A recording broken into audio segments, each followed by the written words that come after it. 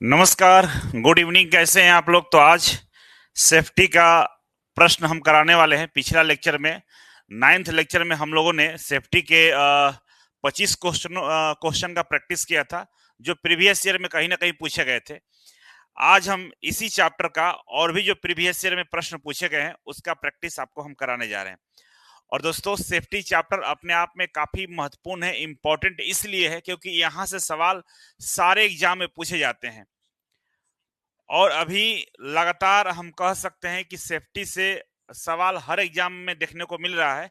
और देख सकते हैं एनपीसीआईएल में 2 भर्तियां निकाली गई, इसके अलावा एनएमडीसी में भर्ती आ चुका है, एएलपी में भर्ती आया है आपका, और लगातार भर्तियां सामने आ रही है। वैसे में पढ़ना आप लोगों के लिए काफी इंपॉर्टेंट हो गया कि पढ़ाई अच्छे से और ढंग से किया करिए, ठीक है। तो आप सभी से गुजारिश है, एक बार शेयर और लाइक सेशन को कर दीजिएगा जल्दी से। चंदन, मोनू, सूरज, माया बाबू, सन्नी, सोनी कुमारी, मुस्कान, फ्रेश शेख, सब लोग आ गए हैं। वेलकम है सभी लोगों का। देखिए, 10 जून से नया बैच स्टार्ट हो रहा है ऑफलाइन का। किसी भी छात्रों को अगर ऑफलाइन में पढ़ाई करनी है, जैसे एनएमडीसी की भर्ती आई है, काफी अच्छी भर्ती, एलपी है, ग्रुप डी हो गया, तमाम जितने भी भर्तियां निकाली जा रही है, उसके लिए अगर आप ऑनलाइन के तो चल ही रहा है, ऑफलाइन ज्वाइन करना चाहते हैं तो 10 जून से स्टार्ट हो रहा है, जिसमें आपको free library, free e book और free online daily practice set भी दिया जाएगा। और साथ ही साथ अब हर जो भी बैच आने वाला है, हर बैच के साथ आपको प्रैक्टिस सेट डेली बेस पे कराया जाएगा। जो बच्चे पहले से पढ़ाई कर चुके हैं, उनको अगर प्रैक्टिस सेट ज्वाइन करना है तो आप 10 तारीख वाले बैच में आ जाइए। प्रैक्टिस सेट भी स्टार्ट हो जाएगा, उसका अलग बैच चलेगा, आप उसको ज्वाइन कर सकते हैं, ठीक है। बाकी इस नंबर पर कॉल करके पता कर लीजिएगा। और 10 जून को सेमिनार भी होने वाला है, ठीक है।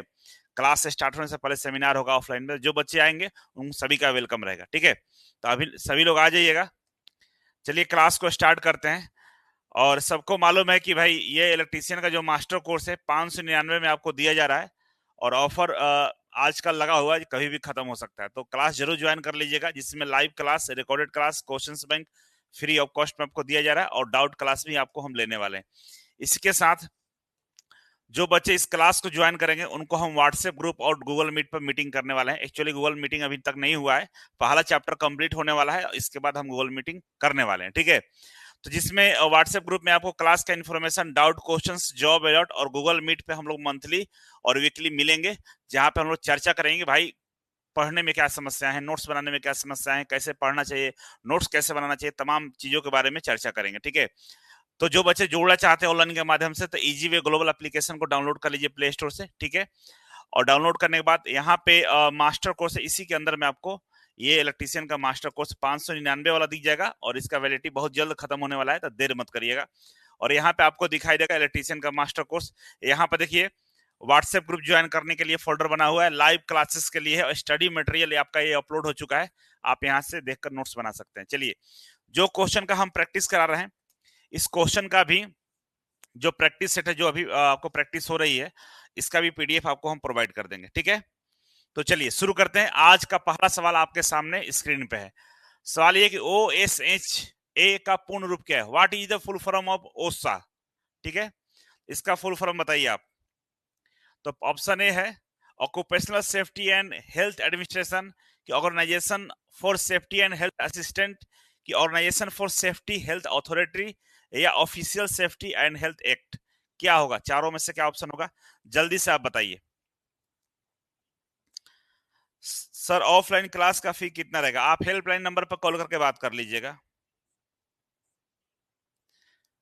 अभी आप इसका आंसर करिए लास्ट में, क्लास के लास्ट में आपके प्रश्नों का, आपके जो पर्सनल क्वेश्चन है उसका हम रिप्लाई करेंगे। अभी फिलहाल हम लोग क्वेश्चन का प्रैक्टिस करते हैं। तो चलिए, क्वेश्चन नंबर 26 का आंसर बताइए। फरे खान, फरेज से ए, सन्नी डी, शुभम कोरी। 26 का ए मोनू ए, चिकू ए, रितेश, सनी, मोनू, सोनू, सोनी कुमारी। 26 का ए चंदन, 26 का ए सत्या ए। बिल्कुल, इसका आंसर होगा ए। इसका आंसर क्या होगा? ए होगा, operational safety and health administration, ठीक है ना। इसका फुल फॉर्म होता है किसका? ओसो का फुल फॉर्म होता है हमारा कि भाई occupational safety and health administration, ठीक है। ये इसका फुल फॉर्म होता है। चलिए नेक्स्ट क्वेश्चन आपके सामने स्क्रीन पे है। नेक्स्ट क्वेश्चन है कि निम्नलिखित में से कौन सा सुरक्षा का प्रकार व्यवसायिक सुरक्षा नहीं है। ठीक है, आपके सामने चार ऑप्शन है, मशीन सुरक्षा, शरीर सुरक्षा, कार सुरक्षा और सड़क सुरक्षा। ठीक है, बताइए 27 का आंसर बताइए आप लोग। और जब भी आप आंसर रखिए, आंसर का ये क्वेश्चन नंबर जरूर लिख दीजिए। क्वेश्चन नंबर के साथ ए या बी सी डी जो भी लिखना है क्वेश्चन नंबर के साथ लिखिएगा, तो हमें भी समझ में आएगा किस क्वेश्चन का चर्चा आप कर रहे हैं। सोनी कुमारी मुस्कान 26 का है, 27 बताइए आप लोग। मुकेश कुमार 27 का D, Jack D, mister Ahmad 26 का ए, सत्या दूसरा का डी, कमलेश मोनू डी। देखिए, इसमें हम लोगों ने पढ़ा है कि व्यवसायिक सुरक्षा मतलब जहां पे व्यवसाय होता है। व्यवसायिक सुरक्षा का मतलब क्या होता है, जहां पे व्यवसाय होता है। ऑक्यूपेशन मतलब व्यवसाय होता है। यहाँ पे देखिए, मशीन का सुरक्षा व्यवसाय के अंदर में होता है। शरीर का सुरक्षा भी व्यवसाय के अंदर होता है, क्योंकि वहां कोई ना कोई इंसान काम करता है, तो इंसान का शरीर का सुरक्षा होना चाहिए। कार्य का सुरक्षा, वर्कशॉप की सुरक्षा या कार्य की सुरक्षा बोलिए, ये व्यवसाय में होता है। लेकिन सड़क सुरक्षा व्यवसाय में नहीं आता है, सड़क एक अलग चीज हो जाता है। इसलिए इसमें जो सड़क सुरक्षा है वो व्यवसायिक सुरक्षा नहीं है हमारा। ठीक है, चलिए नेक्स्ट क्वेश्चन की हम बात करें। 28 क्वेश्चन, 28 नंबर क्वेश्चन, दुर्घटनाएं आमतौर पर निम्नलिखित में से कारकों में से किसके कारण होती है। तो चलिए ऑप्शन बताइए। ऑप्शन ए है पर्यावरण, मशीन की गलत जानकारी, जल प्रदूषण, वायु प्रदूषण। क्या होगा?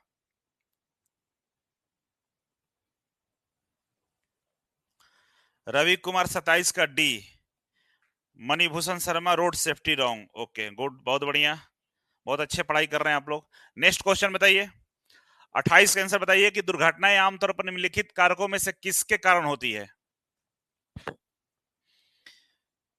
मिस्टर सोना अंकित बी। क्वेश्चन नंबर के साथ आप लोग आंसर करिए, क्वेश्चन के साथ आंसर करेंगे तब हम बता पाएंगे। लक्ष्मण बी, सनी 28 का बी, मुस्कान 28 का बी, चीकू, सनी, कमलेश, आर्मी गेमर, चंदन, सोनी, सन्नी, कमलेश, सत्या 28 का बी बिल्कुल। दुर्घटनाएं आमतौर पर निम्नलिखित कारकों में से किसके कारण होती है? किसके कारण होती है भाई? तो मशीन की गलत जानकारी के कारण होती है। ठीक है ना, अगर मशीन की गलत जानकारी होगा तो उससे दुर्घटनाएं हो जाती है। बाकी जो ऑप्शन है ये हमारे सेफ्टी का नहीं है।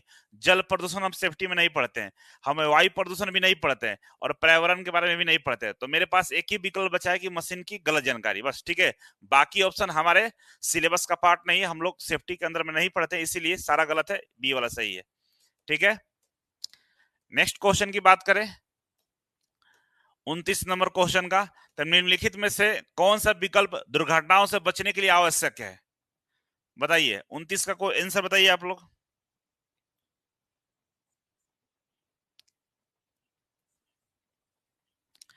अभिजीत रवि राजकुमार, देखिए कमेंट आप लोग जरूर करिए। जो बच्चे कमेंट नहीं कर रहे हैं, मान कर चलिए कि आपका प्रैक्टिस नहीं हो पाएगा।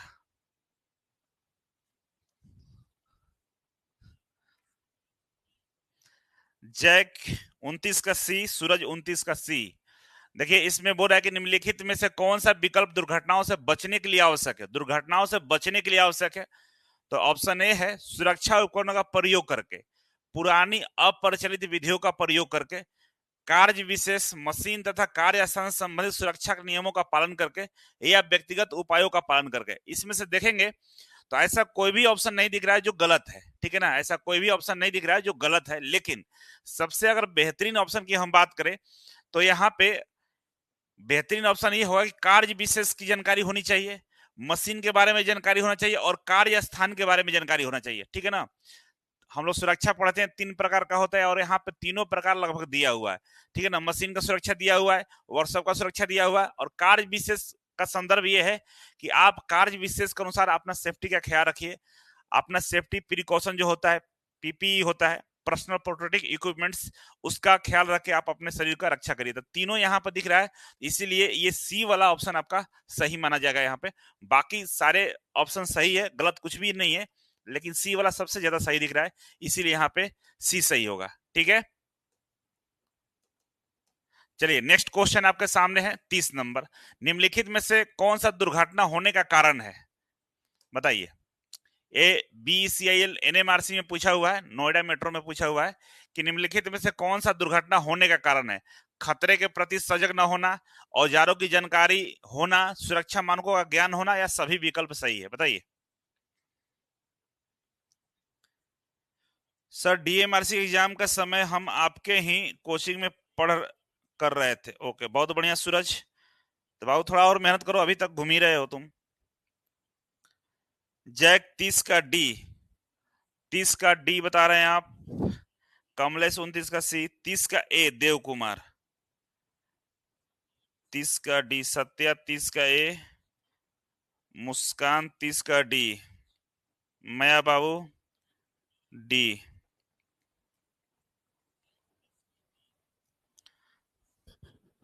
मुस्कान दिन रात पढ़ाई करती है, बस आंसर गलत बता देती है, यही इस पर दिक्कत है। ठीक है, देखिए निम्नलिखित में से दुर्घटना होने का कारण क्या है? तो पहला है कि खतरे के प्रति सजग न होना। अगर आप खतरे के प्रति सजग नहीं है तो दुर्घटना हो जाएगा, है ना। कोई भी खतरा होने वाला है, चाहे कोई भी काम करे, उसके प्रति आप सजग रहिए, तब आपका दुर्घटना नहीं होगा। नहीं तो क्या हो जाएगा? दुर्घटना हो जाएगा। तो दुर्घटना का कारण क्या है? खतरे के प्रति सजग न होना। बाकी क्या है? औजारों की जानकारी होना। दुर्घटना इससे नहीं होगा, जानकारी होगा औजारों के बारे में तो आप सही से काम करेंगे। सुरक्षा मानकों का ज्ञान होगा, सुरक्षा मानकों का ज्ञान आपको रहेगा तो भी आप दुर्घटना का शिकार नहीं होगा, क्योंकि अकॉर्डिंग टू रूल है, उसी के अनुसार आप काम करेंगे। तो सभी विकल्प नहीं सही होगा, ये इसमें ये वाला केवल सही है। ठीक है ना। ए ऑप्शन है कि खतरों के प्रति अगर आप सजग नहीं है तो दुर्घटनाएं आपके साथ हो सकती है। ठीक है, तो 30 का क्या होगा? ए होगा। इसमें बहुत सारे लोग गलत बताए हैं। चलिए नेक्स्ट क्वेश्चन, 31 नंबर क्वेश्चन का आंसर बताइए। किसी दुर्घटना की अप्रत्यक्ष लागत क्या होती है? किसी दुर्घटना की अप्रत्यक्ष लागत, इनडायरेक्ट कॉस्ट। इनडायरेक्ट कॉस्ट के बारे में पूछ रहा है। ऑप्शन है भुगतान की गई क्षतिपूर्ति, बी है घायलों के अनुत्पादक समय की लागत, क्षतिग्रस्त उपकरणों की लागत, उपचार के लिए धन। क्या होगा आंसर भाई इसका? 31 का आंसर बताइए आप लोग।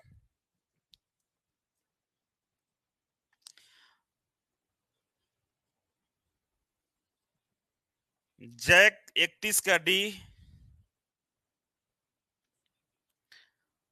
देखिए जो सेफ्टी से प्रश्न पूछे जाते हैं उसमें एक चीजों का आपको ध्यान रखना होगा कि लॉजिकल क्वेश्चन होते हैं, मतलब थोड़ा सा सोचने वाला होता है।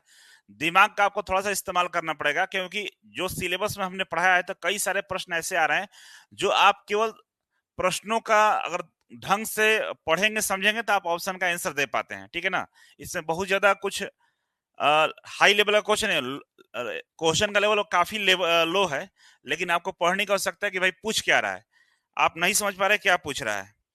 बिंदु रानी 31 का बी। सही है। प्रशांत 31 का बी, कमलेश 31 का बी। तो देखिए अप्रत्यक्ष इनडायरेक्ट कॉस्ट होता है।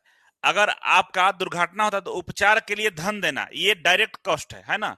आप पैसा दीजिएगा उपचार के लिए, डायरेक्ट कॉस्टिंग हो गया, मतलब डायरेक्ट आपका पैसा लग रहा है किसमें? उपचार के लिए, धन के लिए। क्षतिग्रस्त उपकरणों की लागत, कोई भी उपकरण क्षतिग्रस्त हुआ है तो डायरेक्ट कॉस्ट में आता है। आपका क्षतिग्रस्त हुआ, आप दूसरा से उपकरण लाइएगा, उसमें पैसा लगेगा। ठीक है। भुगतान की गई क्षतिपूर्ति, अगर कोई दुर्घटना हुआ है उसके लिए आप भुगतान कर रहे थे, ये भी डायरेक्ट कॉस्ट है। लेकिन अगर कोई व्यक्ति घायल हो गया है और घायल की वजह से वो अपना काम सही से नहीं कर पा रहा है, घायल हो गया है और घायल होने की वजह से काम को सही से नहीं कर पा रहा है, तो ये इनडायरेक्ट कॉस्ट है। क्योंकि अगर काम सही से नहीं करेगा तो चीजें जो काम कर रहा है उसकी वजह से नुकसान होगा, और नुकसान पैसे के रूप में होता है। कुछ भी नुकसान होता है वो पैसे से ही कंपेयर होता है। तो कोई आदमी घायल हो गया और उस समय उसका काम सही से नहीं हो पा रहा है, वो इनडायरेक्ट रूप से उसका पैसा ही खर्च हो रहा है या पैसे उसकी बर्बाद हो रहा है। तो ऑप्शन बी वाला सही होगा। समझ गए? चलिए, तो क्वेश्चन काफी अच्छे पूछे जा रहे हैं, इसको थोड़ा ध्यान में रखिएगा आप लोग। नेक्स्ट क्वेश्चन है आपका, बहुत कम क्षति होने वाली दुर्घटनाओं को खाली स्थान कहा जाता है। क्या कहा जाता है भाई? बहुत कम क्षति, बहुत कम क्षति हुआ है, a very low damage accident is called. क्या कहा जाएगा? ऑप्शन ए है नगण्य, बी है अल्प दुर्घटना, सी है घातक, और डी है लगभग दुर्घटना। क्या इसका आंसर होगा? 32 का आंसर रवि राजकुमार बी बता रहे हैं। सचिन कुमार, एलपीसीबीटी का कट ऑफ कितना जा सकता है? देखिए कट ऑफ के बारे में अभी तो हम स्पष्ट नहीं बताएंगे, लेकिन थोड़ा सा भी क्वेश्चन हम लोग कर लेते हैं, लास्ट में बात करेंगे हम लोग। कमलेश 32 का ए, जैक बोरा 32 का बी, सत्या 32 का, इंद्रजीत 32 का बी, पंकज, सनी, माया, विवा कुमारी 32 का बी, बिंदु रानी 32 का ए। देखिए इसका आंसर होगा ए आपका, ठीक है। कोई भी दुर्घटनाएं होती है, बहुत कम क्षति होता है, उसको नगण्य बोला जाता है, मतलब बहुत कम क्षति तो नगण्य क्षति बोला जाता है, ठीक है ना। अल्प दुर्घटना और घातक और लगभग दुर्घटना, ये सब दुर्घटना मतलब इसमें आपका क्षति होता है, बिल्कुल कम क्षति, बहुत कम क्षति मतलब ना के बराबर है, तो उसको नगण्य बोला जाता है, ठीक है। नेक्स्ट क्वेश्चन है आपका 33, निम्नलिखित में से कौन सी विद्युतीय दुर्घटना को रोक सकने वाली एक सुरक्षित कार्य प्रक्रिया नहीं है? बताइए, निम्नलिखित में से कौन सी विद्युतीय दुर्घटना का रोक सकने वाली एक सुरक्षित कार्य प्रक्रिया नहीं है? ऑप्शन ए है कि उपयुक्त सुरक्षा उपकरणों के उपयोग की उपेक्षा करना, बी है एनर्जाइड लाइनों के पास कार्य करते समय सावधानी बरतना, सी है निरीक्षण या मरम्मत से पहले विद्युत उपकरणों को डी एनर्जाइज करना, और डी है बिजली के उपकरणों को उचित देखभाल न करना, सॉरी देखभाल करना। ठीक है, ये चार ऑप्शन है और डीएमआरसी में पूछा हुआ प्रश्न है, बताइए इसका आंसर।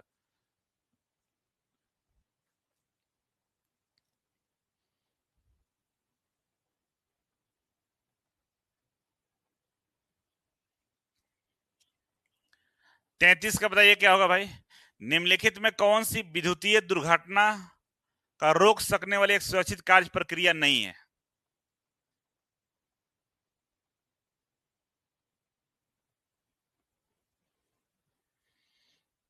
ए, सब लोग ए बता रहा है, तो इसका आंसर क्या होगा भाई? तो आपका आंसर यही है कि भाई सुरक्षा उपकरण जो है इसका उपेक्षा नहीं करना चाहिए। अगर आप उपेक्षा कर रहे हैं तो फिर दुर्घटनाएं तो हो ही जाएगी, ठीक है ना। बाकी चीजें सब सही है, जो लिखा हुआ है बिल्कुल सही है, इससे दुर्घटना आपका नहीं होगा, लेकिन अगर सुरक्षा उपकरणों का उपेक्षा करिएगा तो इससे दुर्घटनाएं हो सकती है।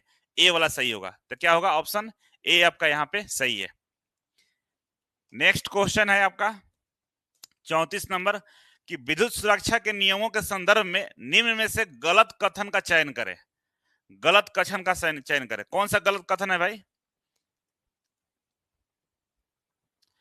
परिपथ स्विच बंद करने के बाद ही फ्यूज को बदले या निकाले, समस्या निवारण के दौरान अनावृत्ति चालकों को स्पर्श करें, विद्युत परिपथों पर काम करते समय लकड़ी या पीवीसी विद्युत रोधी हस्त पेचकस का प्रयोग करें, खंभों या उच्च उत्कर्ष बिंदुओं पर काम करते समय हमेशा सुरक्षा बेल्ट का उपयोग करें। बोल रहा है कि भाई कि गलत कथन का चयन करें, इसमें से कौन सा चीज जो लिखा हुआ वो गलत है? कौन सा गलत है भाई? तो चलिए 34 का मोनू ए बता रहे हैं, आई टी आरएससी के लिए लाएंगे कोर्स भाई, लाएंगे बाबू। सचिन 34 का बी, विक्रम 34 का बी, मुस्कान 34 का बी, सत्या 34 का बी, कमलेश 34 का बी, विकास 34 का बी। 34 का बी, बिल्कुल 34 का बी है। ये गलत कथन है, ये वाला गलत कथन, ठीक है ना, कि touch export conductor during troop shooting, ठीक है ना। कभी भी समस्या निवारण के दौरान आप अनावृत चालकों को स्पर्श न करें, उससे स्पर्श करने से क्या होगा? आपको बिजली का झटका लग सकता है। इसीलिए कोई भी समस्या हो, किसी भी प्रॉब्लम को सोल्व कर रहे हैं, जहां से आपका बिजली का धारा प्रवाह हो रहा है, उसको टच करने का प्रयास न करें, नहीं तो आपका ये दुर्घटनाएं हो सकती है। तो ये गलत कथन है, ठीक है ना, बी वाला सही होगा यहाँ पे, बाकी सब सही है। ठीक है, नेक्स्ट क्वेश्चन है आपके सामने, बिना जानकारी के, बिना सुरक्षा सावधानियों के, बिना अथॉरिटी के, बिना सुरक्षा उपकरण के मशीनों से कार्य करते समय दुर्घटनाएं हो सकती, इस प्रकार की दुर्घटनाओं के कारण क्या है? ऑप्शन आपके पास है, पर्यावरणीय कारण की, मानवीय कारण की, यात्री कारण की, मशीनी कारण। यहाँ पर क्या होगा बताइए मिस्टर अहमद?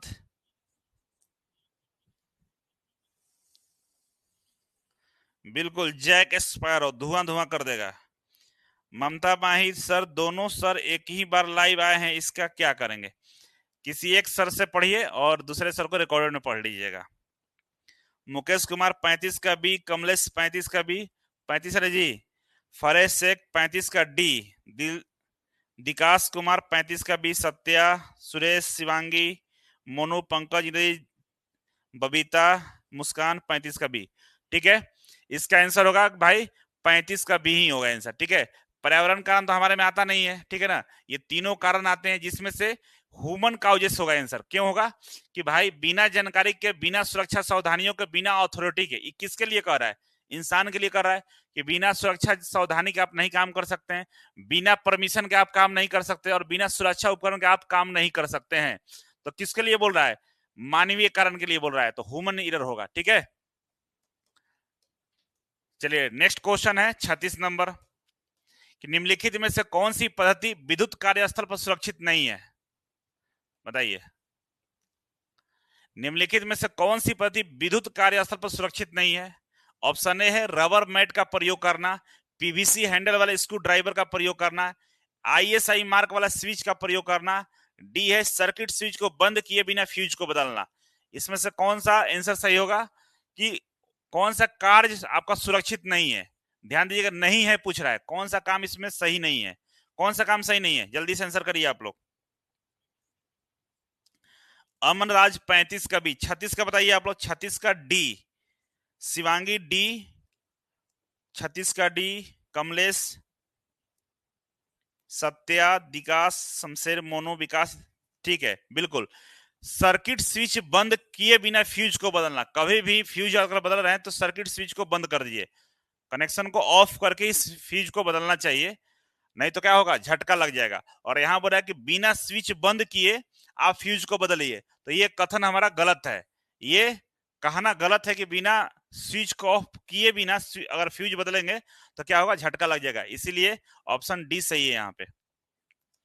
ओके, मतलब डी वाला कथन गलत है।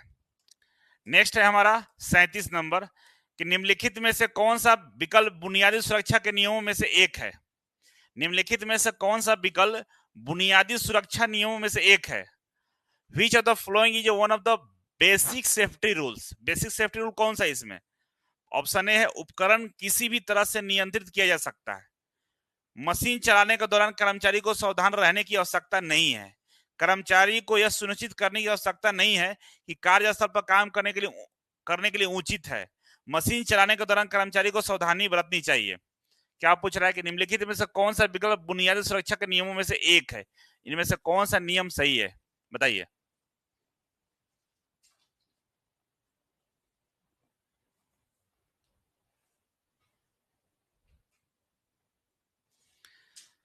सैतीस का डी, प्रशांत कुमार, बबीता कुमारी, शुभम कोरी, शिवांगी, शमशेर, विक्रम। चलिए, इसमें आंसर होगा कि भाई बुनियादी सुरक्षा के नियम क्या है कि मशीन चलाने के दौरान आप कर्मचारियों को सावधानी बरतनी चाहिए। यही एक आंसर से, बाकी सारा गलत है। बाकी सारा क्या है, गलत चीजें लिखी गई है। ठीक है, तो डी वाला सही होगा।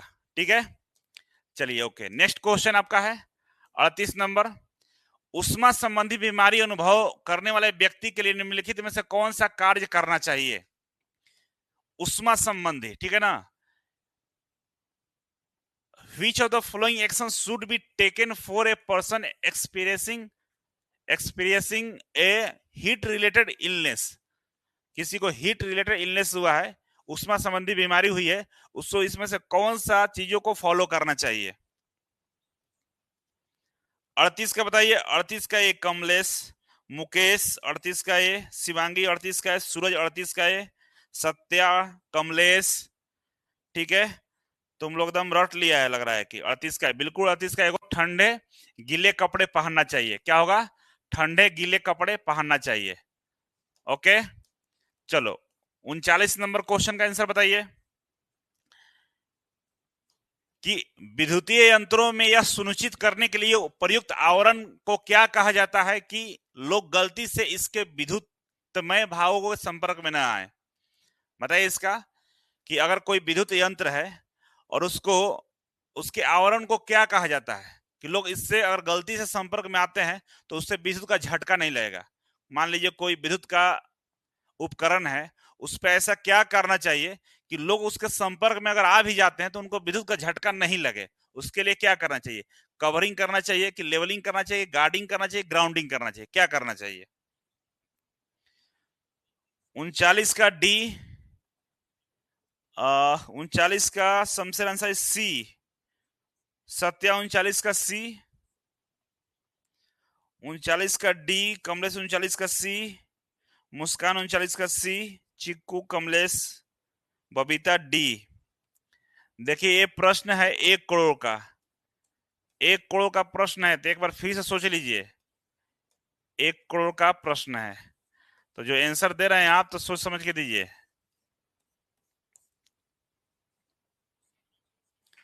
मोनू कुमार विक्रम, कमलेश, सनी, शमशेर अंसारी।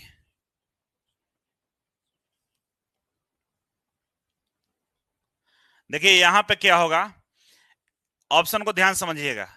देखिए ग्राउंडिंग जिसको बोलते हैं, एक एक ऑप्शन को आपको समझा दे रहे हैं। ग्राउंडिंग होता है जो केबल तार, समझ लीजिए, केबल मतलब तार, केबल मतलब क्या होता है? तार। जो तार जमीन के अंदर हो, जमीन के अंदर हो, उसको क्या बोलते हैं हम लोग? ग्राउंडिंग बोलते हैं। जो जमीन के अंदर तार को ले जाते हैं, ग्राउंडिंग बोलते हैं। गार्डनिंग बोलते हैं उसको कि जैसे कोई मशीन है, मशीन के जो चलने वाले पार्ट्स होते हैं ना, जो घूमने वाले पार्ट्स होते हैं मशीन के, उसके ऊपर कवर लगाते हैं, गार्ड लगाते हैं, उसको गार्डनिंग बोलते हैं। जैसे मोटर गार्ड सुने होंगे गाड़ियों का, साइकिल का भी गार्ड होता है ना। जितने भी चलने वाले हमारे मशीन के पार्ट्स होते हैं, उसके ऊपर जो हम लोग उसके कवर लगाते हैं, उसको गार्ड बोलते हैं, गार्डनिंग बोलते हैं, ठीक है ना, गार्डनिंग बोलते हैं। और लेवलिंग बोलते हैं किसको? जैसे कोई भी कंपनी का लोगो अगर लगाते हैं, उसको लेबलिंग बोला जाता है, लेबल किया जाता है, ठीक है ना। जैसे आप देखे होंगे कोई भी आप सामान खरीदते होंगे तो उस पर कंपनी का नाम, लोगो, ब्रांड लगाता है, उसको लेबलिंग बोला जाता है। और कवरिंग किसको बोला जाता है? कवर मतलब कोई भी इलेक्ट्रिकल इंस्ट्रूमेंट्स हो, उसको क्या करते हैं हम लोग? इंसुलेशन कर देते हैं कि कोई विद्युत का झटका आपको ना लगे। तो जहां विद्युत वाली बात होती है, विद्युत यंत्रों की बात होती है, वहां पे हम लोग कवरिंग करने का प्रयास करते हैं, कवर कर देते हैं, जिससे क्या होगा कि अगर आप उसको छुएंगे तो आपको विद्युत का झटका नहीं लगेगा। लेकिन अगर आपने गार्डिंग किया हुआ है, तो गार्डिंग में चीजें ओपन होता है। मान लीजिए, आपको एग्जांपल के लिए मैं बता दूं कि मान लीजिए ये घूमने वाला यंत्र है, तो गार्डिंग करेंगे तो उसके ऊपर ऐसे गार्ड लगा देंगे, चक्का आपको दिखेगा घूमते हुए, हाथ अगर टच करेगा तो छू जाएंगे। लेकिन अगर इसको हम लोग कवरिंग कर देंगे, पूरी तरह से ढक देंगे, तो यहाँ पे आप उसे छू नहीं सकते, मतलब अंदर जो तार है उसको आप छू नहीं पाएंगे। तो विद्युत यंत्रों में हम लोग कवरिंग करते हैं, ठीक है ना। कई जगह आंसर आपको गार्डिंग देखने को मिलेगा, लेकिन वो गलत है।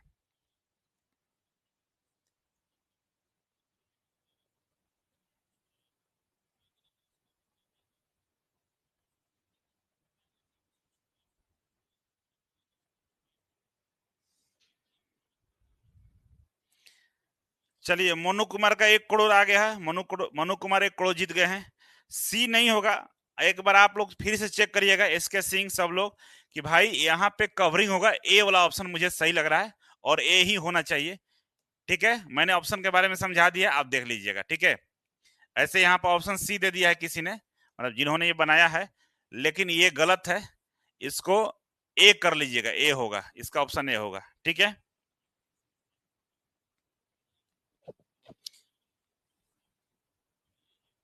ठीक है, डीएमआरसी सही माना है, लेकिन एक बार निम्मी के क्वेश्चन देख लीजिएगा, नेट पर सर्च कर लीजिएगा, मुझे ये लगता है। नहीं तो अगर आप कहेंगे तो फिर से इसको हम एक बार और रिक्रॉस चेक कर लेंगे, ठीक है। डीएमआरसी सही माना है, मान लिया होगा, लेकिन नियमता वो गलत है। गार्डनिंग कभी भी घूमने वाले पार्ट्स का किया जाता है ना, मैकेनिकल चीजों के लिए गार्ड का उपयोग किया जाता है। आप फिटर वाले जानते होंगे अच्छे से, ठीक है। 40 नंबर है कि वर्कशॉप में भारी सामान उठाते समय अधिकतम भार शरीर के किस अंग पे होना चाहिए? बताइए, अधिकतम भार शरीर के किस अंग पे होना चाहिए? पीठ पे, पैरों पे, छाती पे, कंधों पे, कहां पे होता है भाई? गुड़िया रानी, एसके सिंह, मोनू सिंह, फरेसेक, पैर पे।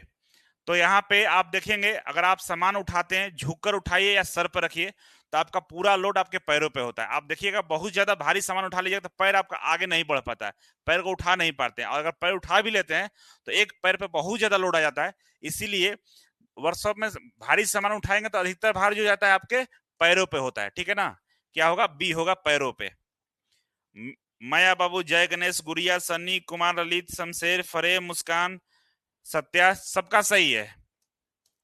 चलिए नेक्स्ट क्वेश्चन है हमारा 41 नंबर। निम्नलिखित में से कौन सा कार्यस्थल सुरक्षा का भाग है? निम्नलिखित में से कौन सा कार्यस्थल सुरक्षा का भाग है? ए है असावधानी, तनाव, विचलन, कलर कोड। क्या होगा? 41 का बताइए। और 41 भी हमारा ये 1 लाख का प्रश्न है। ये कितने का है? 1 लाख का प्रश्न है। और जो जीतेगा उनको 1 लाख का इनाम मिलेगा। चलो जल्दी से बता दो। 41 का D, S K Singh B, सूरज 41 का डी, मुकेश 41 का डी। आपका 39 का आंसर गलत बोले हैं। अच्छा, 39 का आंसर गलत बोले हैं। क्यों बोले हैं गलत उसको मैंने डिटेल्स में आपको समझाया है। बाकी अगर डीएमआरसी आंसर उसको गलत को सही मान रहा है तो उसमें क्या किया जा सकता है? ठीक है। कमलेश 41 का डी। चलिए 41 का डी है और सब लोगों ने 1 लाख रुपए का इनाम जीत गया है। यहाँ पे सभी लोग जीत चुके हैं कलर कोडिंग का। देखिए समझिए, कार्यस्थल पर सुरक्षा का भाग कौन सा होता है? कार्यस्थल पर सुरक्षा का भाग कौन होगा? असावधानी, असावधानी नहीं, सावधानी होनी चाहिए। ठीक है ना, कार्यस्थल पर सावधान होना चाहिए। तो ये नहीं होगा। स्ट्रेस में नहीं रहना चाहिए। ठीक है ना, सुरक्षा का भाग नहीं है। आप स्ट्रेस में होकर काम करिएगा तो ये सुरक्षा का पार्ट नहीं हो सकता। मन को खुश करके काम करना होगा। विचलन भी नहीं होगा, विचलित होकर काम करेगा वो भी दिक्कत हो जाएगा। कलर कोड का मतलब ये है कि वहां पर कई सारा कलर कोडिंग के माध्यम से आपको समझाया जाता है। जैसे मान लीजिए ये कलर कोडिंग हो सकता है, ये हो सकता है, ये हो सकता है। पढ़े हैं ना सुरक्षा चेन के बारे में, है ना। इलेक्ट्रिक शॉक के बारे में दे देगा, बोलेगा कि भाई आपको ग्लव्स पहन के आना है ना। यहाँ पे फर्स्ट एड के बारे में बता देगा। तो तमाम कलर कोडिंग के माध्यम से भी सुरक्षा चिन्ह के बारे में बताया जाता है। तो कार्यस्थल पर ये कलर कोड वाला हमारा सही होगा आंसर, बाकी ऊपर वाला सब गलत है। ठीक है, चलिए सभी लोग 1 लाख जीत चुके हैं। नेक्स्ट क्वेश्चन है आपका 42 नंबर। विद्युत उपकरणों का उपयोग करते समय निम्नलिखित में से कौन सी सावधानी बरतनी चाहिए? कौन सी सावधानी बरतनी चाहिए भाई?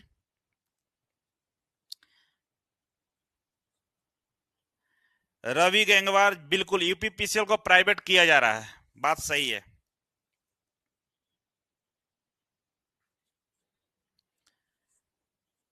गुड़िया रानी, बीएसपीसीएल वाले पढ़ सकते हैं, बिल्कुल बीएसपीसीएल वाले पढ़ सकते हैं। और सेफ्टी चैप्टर है बीएसपीसीएल का भी इसमें है ना। और मैंने थंबनेल में लिख भी रखा है कि बिजली विभाग वाले। ठीक है, तो जरूर पढ़िए आप लोग बीएसपीसीएल वाले। शिवांगी 42 का ए, मुकेश 42 का ए, मोनू कुमार, राहुल प्रजापति, मणिभूषण, मोनू सब 42 का है। तो वो रहा है कि कौन सावधानी बरतनी चाहिए? विद्युत उपकरणों का उपयोग करते हैं निम्नलिखित में से कौन सी सावधानी बरतनी चाहिए? तो किसी भी नंग तार को नहीं पकड़ना चाहिए, बिल्कुल यही सही हो जाएगा। नंगा तार को पकड़ने की आवश्यकता नहीं है, बाकी ऑप्शन देखने की आवश्यकता नहीं है। यही मिल गया पहले ही कि भाई अगर बिना कवर वाला तार है उसको पकड़ने की आवश्यकता नहीं है। अगर पकड़िएगा तो क्या होगा? आपको बिजली का झटका लग जाएगा। ठीक है, चलिए नेक्स्ट क्वेश्चन है आपका आईईए का क्या उद्देश्य है? आईई नियमों का क्या उद्देश्य है भाई, बताइए जल्दी से। अनामिका रंजन 42 का, Rohit, Sunny, my life, Kumar, Kumkum Kumar, Ravi, S K Singh, mister Ahmad, बताइए जल्दी से आप लोग।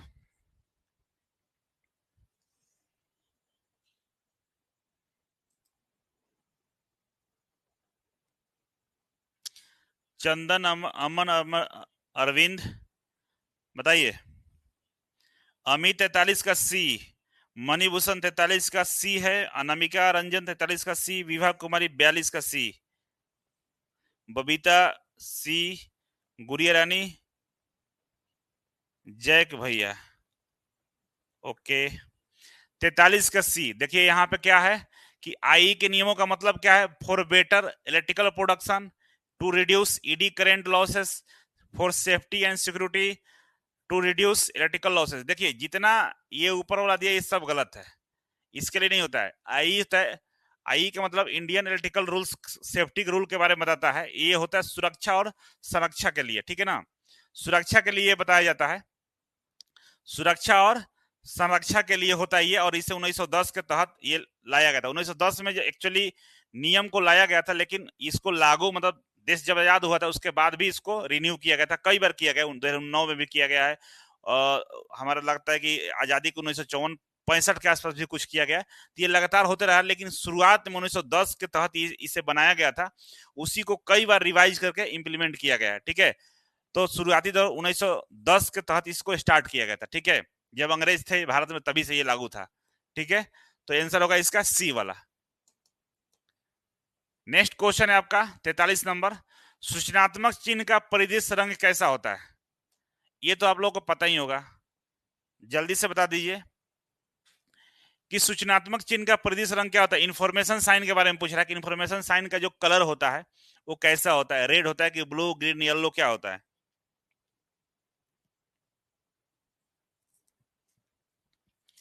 चलिए बाबू जल्दी से बताइए। चंदन, अरविंद, मिथिलेश, रवि रंजन, अमन कुमार। 44 का सी, शिवांगी 44 सी, मुकेश 44 का D, Rahul Prajapati answer A. Chiku 44 का बताओ भाई, 1 2 लिखो। क्वेश्चन के साथ आंसर लिखिए, तब जाकर आपको समझ में आएगा हमें कि आप किसके बारे में चर्चा कर रहे हैं। एलपी वाले पढ़ सकते हैं क्या? माई लाइफ माई, बिल्कुल एलपी वाले ही पढ़ सकते हैं। जितने भी लोग हैं, एलपी वाले हो, बिहार बिजली विभाग वाले हो, इसरो डीआरडीए वाले हो, मेट्रो वाले हो, सब लोग पढ़ सकता है इसमें। ठीक है, सबके लिए ये क्लास है। बिंदु रानी 44 का सी, गुड़िया रानी डी, शमशेर अंसारी 44 का सी, धर्मेंद्र कुमार 44 का सी, एसके सिंह 44 का सी। बिल्कुल सी सही है। हरा होता है, ठीक है ना? कैसा होता है? हरा होता है, ये हरा रहता है इसका। ओके, नेक्स्ट क्वेश्चन है आपका 45 नंबर, सूचनात्मक चिन्ह का आकार कैसा होता है? आकार बताइए। आयताकार होता है कि वर्गाकार कि वृत्ताकार कि त्रिभुजाकार, कैसा होता है?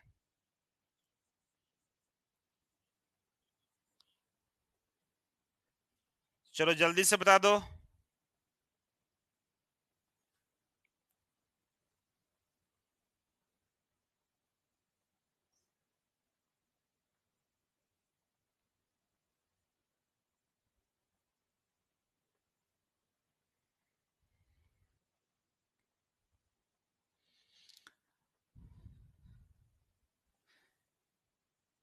पैंतालीस का ए, 45 का बी और ए। देखिए आप लोगों को मैंने पढ़ाया था पिछले क्लास में, जब पढ़ाया था उस समय क्या बताया था, एक्चुअल में ये स्क्वायर शेप का होता है। क्या होता है? स्क्वायर होता है, ठीक है ना? लेकिन जहां पे स्क्वायर नहीं दिया हो तो वहां पे वर्गाकार भी सही हो सकता है। सॉरी, स्क्वायर मतलब वर्गाकार होता है। जहां पे स्क्वायर या वर्गाकार नहीं दिया हो तो वहां पे आयताकार या रेक्टेंगुलर भी सही माना जा सकता है, कोई दिक्कत नहीं है। दोनों तरह का अपनाया जाता है, लेकिन जो स्टैंडर्ड है निमी जो मानता है वो वर्गाकार मानता है। बी वाला सही होगा यहाँ पे। निमी क्या बनता है? वर्गाकार बनता है। ठीक है, निम्मी वर्गाकार को मानता है, इसीलिए यहाँ पे आंसर बी होगा कि सूचनात्मक चिन्ह का परिदृश्य रंग हरा आकार और वर्गाकार होता है। ठीक है ना, स्क्वायर में होता है। नेक्स्ट क्वेश्चन है, चेतावनी चिन्ह का वार्निंग साइन की पृष्ठभूमि और बैकग्राउंड किस कलर का होता है? बताइए। चेतावनी चिन्ह का जो शेप होता है इस तरह का होता है ना? इसका बैकग्राउंड कैसा होता है? पृष्ठभूमि मतलब बैकग्राउंड कैसा होता है, बताइए।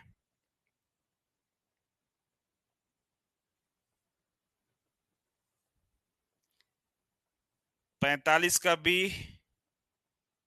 46 का बताइए आप लोग। 46 का बी, जैक स्प्रो। बहुत ज्यादा जल्दी से तुरंत लिख दिया, इतना सारा कैसे लिख दिया यार। बबीता कुमारी, मोनी, शमशेर, कमलेश 46 का बी। बिल्कुल पीले रंग का होता है। कैसा होता है? पीले रंग का होता है। ठीक है, पीले रंग का होता है जी। नेक्स्ट है हमारा 47 नंबर, खतरनाक चेतावनी के चिन्ह का आकार क्या होता है? बताइए। खतरनाक चेतावनी का चिन्ह का आकार कैसा होता है?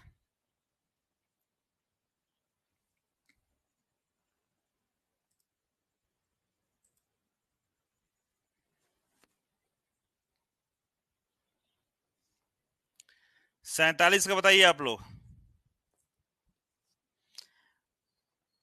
47 का ट्रायंगल, जैक एस्प्रो। Amit B, Kumar Vishnu B, SK 46 का बी, सूरज 47 का सी, मुकेश कुमार 47 का सी, शिवांगी सी। चलिए, विभा कुमारी सी, मोनू सी। 47 का सी होगा, सही आंसर है सबका।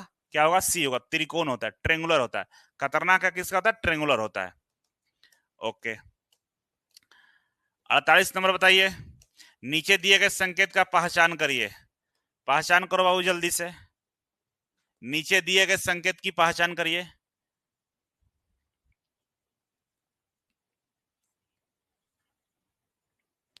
क्वेश्चन नंबर लिख के आप लोग आंसर करिए ना। गुड़िया रानी सी, क्वेश्चन नंबर किसका सी है? 47 का सी हो गया, ठीक है।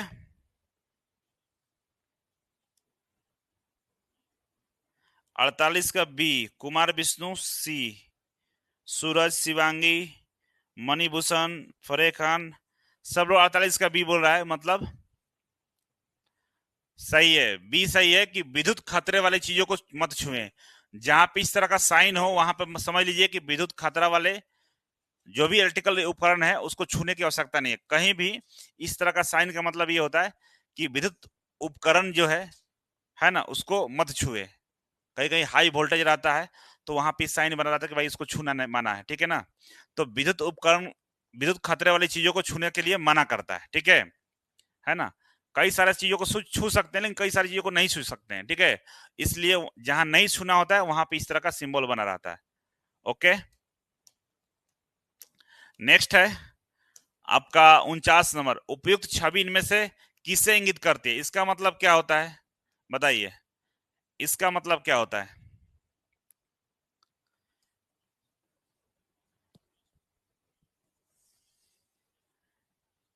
सोनू, अनुराग, 49 का आंसर बताइए आप लोग, 49 का।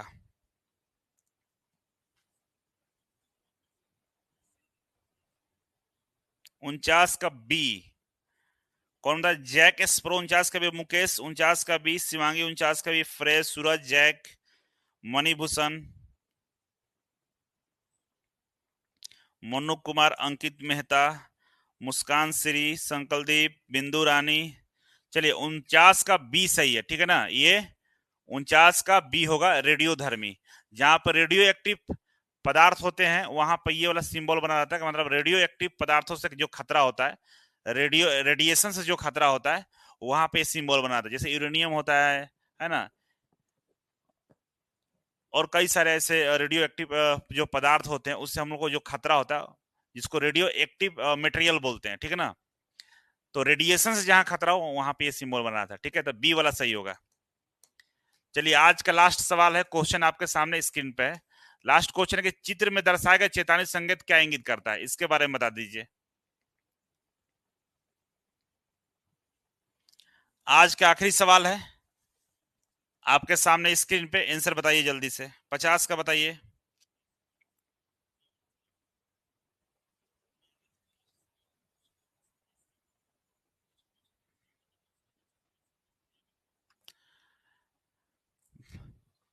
ए है बिजली के घेरे का कोई खतरा नहीं, बिजली के घेरे को स्पर्श करें, घेरे की उष्मा को महसूस करें, बिजली घेरे से दूर रहें। क्या होगा भाई? शिवांगी 50 का डी, फरेश शेख 50 का डी, माया बाबू मजा आ गया सर आज का क्लास में, थैंक यू सो मच। बिंदु रानी 50 का डी, राकेश 50 का डी, सत्या 50 का डी, विभा कुमारी 50 का डी, चंदन लाइनमैन, सनी। चलिए 50 का डी होगा, इसका मतलब होता है कि जो बिजली का घेरा है उससे दूर रहिए, ठीक है ना। ऐसे ऐसे लाइन बना रहा है और यहाँ पे आपका हाथ का चिन्ह बना रहा है ऐसे ऐसे, और यहाँ पे इलेक्ट्रिक ऐसे शॉक निकलता हुआ दिखे आपको।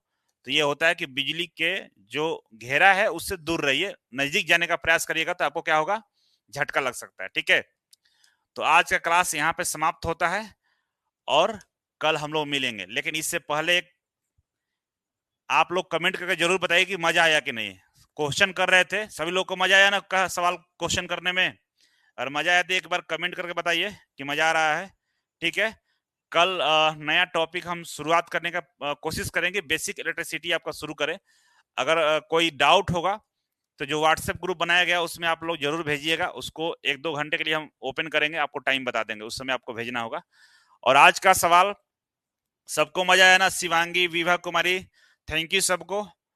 और सब लोग अच्छे से आप प्रैक्टिस किए और मुझे काफी उम्मीद है कि आप लोग नोट्स भी बढ़िया बनाए होंगे। जो मैंने थ्योरी पढ़ाया था, थ्योरी का नोट्स आप लोग काफी बेहतर तरीके से बनाए होंगे और क्वेश्चन का प्रैक्टिस भी आप बहुत अच्छे से कर रहे हैं। अगर आप इस तरह से पढ़ाई करते रहे तो एनएमडीसी की भर्ती आई है, काफी अच्छा सीट है, एनपीसीएल के 2 भर्तियां निकाली गई है, एएलपी है आपका, और आने वाले दिनों में बीएसपीसीएल का एग्जाम होने वाला है, वहां भी ये फायदा करेगा, है ना, हर जगह आपका काम आ जाएगा।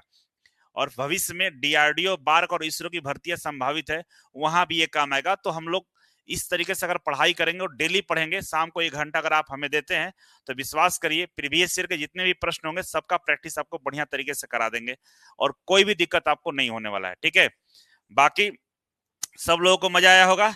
तो चलिए आज आप लोगों से हम विदा लेते हैं, फिर मिलेंगे कल इसी टाइम इसी समय।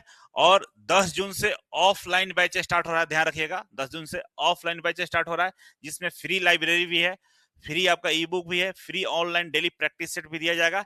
इस हेल्पलाइन नंबर पे कॉल करके पता कर लीजिएगा। और जो बच्चे अभी तक सेमिनार का हिस्सा नहीं बने हैं, वो 10 जून को जो सेमिनार होने वाला है 12 बजे, इसको ऑफलाइन में जरूर ज्वाइन कर लीजिएगा। ठीक है, और हमारा जो पता है, कहाँ आना है, कैसे आना है, सारा जानकारी इस नंबर पर मिल जाएगा आपको।